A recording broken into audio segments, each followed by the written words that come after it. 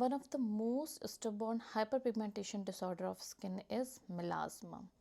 तो जिस भी मेल या फीमेल को अगर मेलाज़मा है तो उसमें से लगभग 80% लोग लगभग इसका ट्रीटमेंट ले रहे होंगे, और 80% में से भी लगभग 70% लोग जो है वो हाइड्रोक्विनोन बेस्ड क्रीम्स या कॉम्बिनेशन में क्रीम्स का यूज़ डेफिनेटली कर चुके होंगे।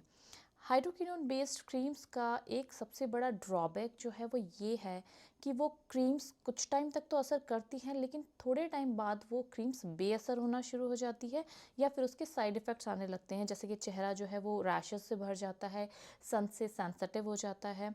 तो there are so many side effects of these creams, but now very new but yet very effective remedy has come for melasma which acts through a different mechanism, जिससे कि वो वापस से रिबाउंड मेलाज़मा जो होता है वो पेशेंट्स में नहीं आता है।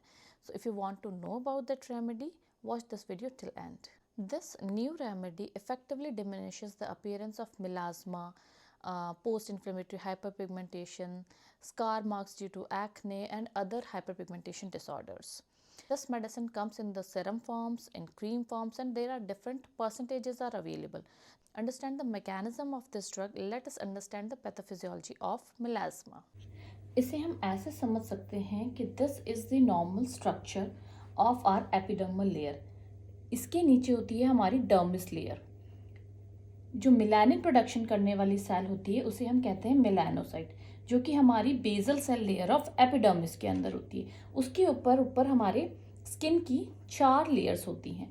जब भी कोई एनवायरमेंटल डैमेज होता है, like in the form of any inflammation या एक्ने प्रोडक्शन की वजह से, या किसी भी यूवी डैमेज वगैरह की वजह से, जब हमारा स्किन का बैरियर लेयर डैमेज होता है, जो हमारा टॉप मोस्ट लेयर होता है, जब वो बैरियर लेयर डैमेज हो जाता है, तब हमारी जो केराटिनोसाइट्स होती हैं, ये सारी हमारी जो सेल्स होती हैं स्किन में, ये केराटिनोसाइट्स होती हैं, और यहाँ पे मेलानिन प्रोडक्शन करने वाली सेल मेलानोसाइट होती है। तो ये जो हमारी किसी भी डैमेज की वजह से जो हमारी केराटिनोसाइट्स होती हैं, वो एक सब्सटेंस का प्रोडक्शन स्टार्ट करती हैं जिसे कहते हैं प्लाज्मिनोजन।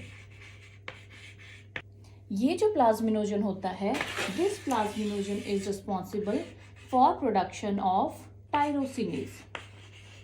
उसके साथ साथ ये हमारी स्किन के अंदर इन्फ्लेमेशन के लेवल को भी इंक्रीज करता है।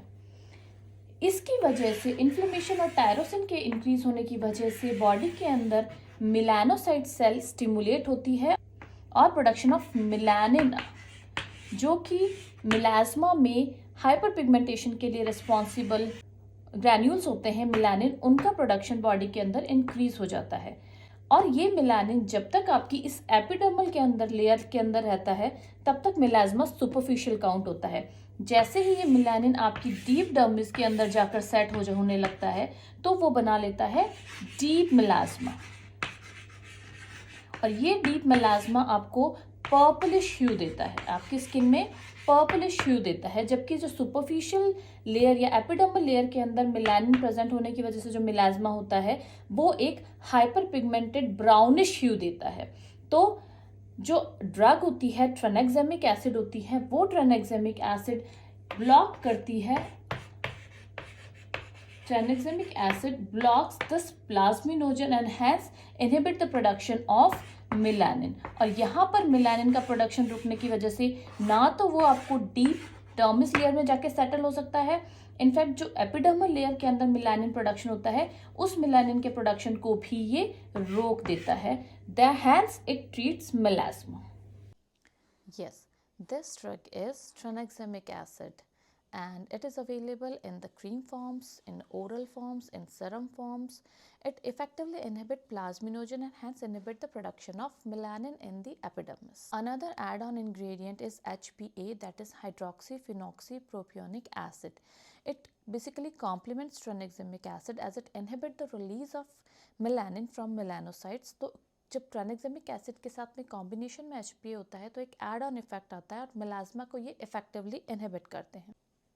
This combination of tranexamic acid and HPA effectively inhibit 86% of melanocytes and hence 86% more efficacy than any other treatment of melasma. मिलास्मा के ट्रीटमेंट का अल्टीमेट गोल जो होता है that is to inhibit the pigment production, the excess pigment production in your skin, और आपकी जो normal skin tone है, even skin tone को मेंटेन करना एंड रीस्टोर करना, जिसको कि ये दोनों drugs tranexamic acid and HP effectively manage कर सकते हैं बिना किसी साइड इफेक्ट के। And the pro tip is never forget to apply sunscreen after use of any of these kind of medications.